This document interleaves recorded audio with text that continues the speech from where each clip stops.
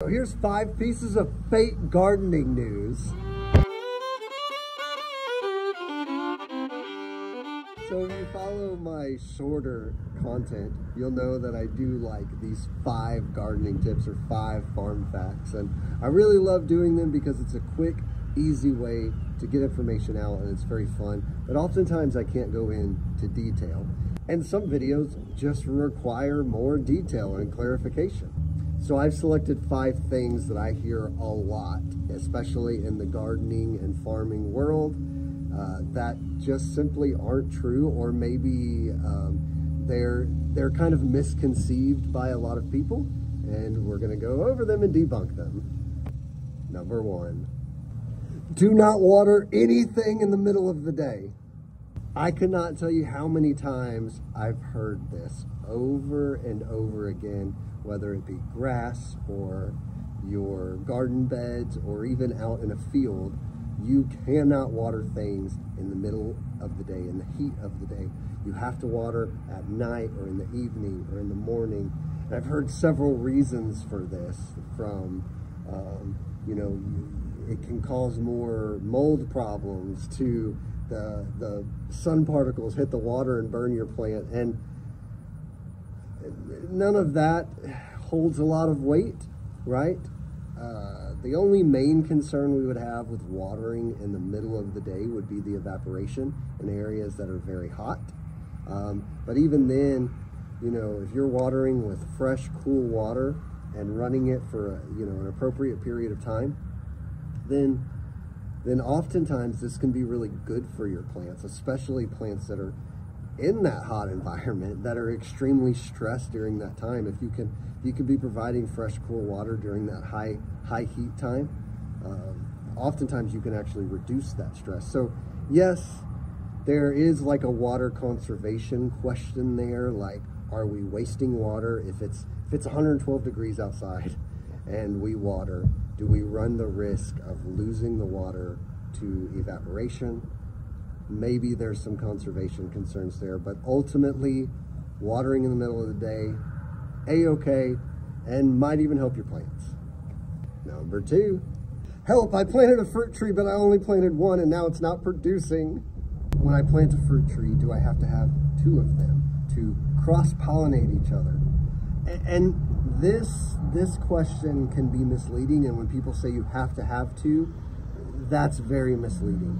So the answer to this is yes. There are some varieties of certain species that do require cross-pollination to either set fruit or to have a significant fruit set, meaning that having that cross-pollinator could drastically increase your yields, or, right, like I said, you might some varieties just have to have a cross-pollinator. And there's even some varieties that work better with a certain cross-pollinator because of blooming time or the amount of pollen. But it's misleading because it's not a requirement for every fruit tree of every species, right? There are self-pollinating varieties of apples, right? There are self-pollinating varieties of pears. Citrus is all self-pollinating. So there's lots of different options out there if you're extremely limited on space, and you don't have the room for multiple trees, or you don't want to plant multiple trees, right? There are options out there for self-pollinating fruit trees. So ultimately, do I have to plant 2 fruit trees for cross-pollination? Again, this is misleading. You don't have to for certain varieties. Number 3, when you plant a tree, dig a hole wider than the roots and fill it with a whole bunch of rich compost and potting mix. This is just simply not true for most areas. I suppose there are areas out there that would benefit from this type of highly amended planting in a hole. But especially where I'm at on the Texas Gulf Coast, this is the complete opposite of what you want to be doing. If you look behind me, you can actually see that all of our fig trees are planted on mounds. So we don't even dig a hole.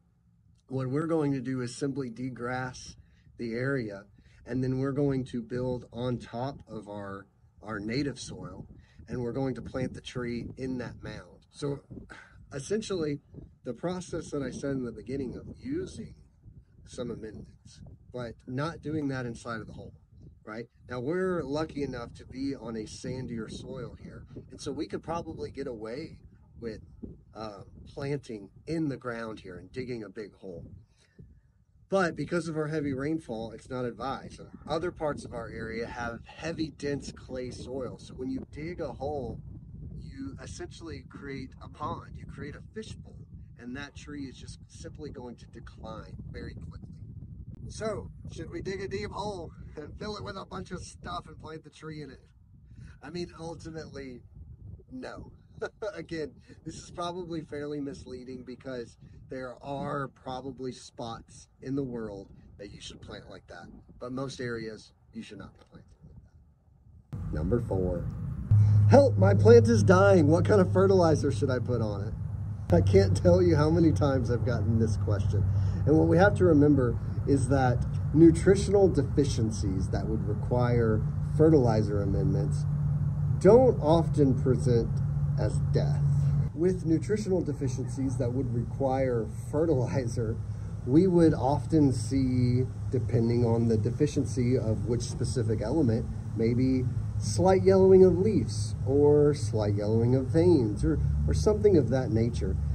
Oftentimes when we have a plant that just dies, there's something going on, right? It could be that you underwatered the plant. In most cases, it could be that you overwatered the plant. But whatever the case is, we need to figure out what's going on first before we just start dumping fertilizer on plants. This is not a good use of time, certainly not a good use of money, and what we don't want to have is just an excess use of fertilizer whenever we want.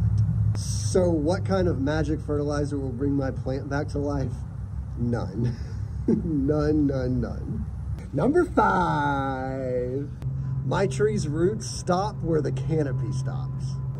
This just simply isn't true. And I think that this myth got started by 2 things. First is where this canopy stops is called the drip line. And you draw a line into the ground there, we would call that the critical root zone, meaning that that part of the root system is the most important part of the root system for the entire tree, everything that falls within that canopy. But that doesn't mean that's where the root stops. I also think that this myth got started because of nursery trees. If we see like a 30-gallon live oak tree, for example, we'll see that tree and it looks like a little popsicle and the roots are the same size as the canopy. But in a wild native setting, that's not going to be the case. So if we take a look at our beautiful live oak behind me here on the farm, the roots for this tree goes hundreds of feet. And they don't go as deep as most people would think. A tree like a live oak, those roots are going to be in that top 36 inches of soil. Maybe even those more fibrous roots being in that top 24 inches of soil, just spreading hundreds and hundreds of feet. I really hope y'all enjoyed this little myth-busting video. If y'all have an idea for 5 more myths or things that you're not sure are true or not, make sure to leave them in the comments. And don't forget to hit that subscribe button.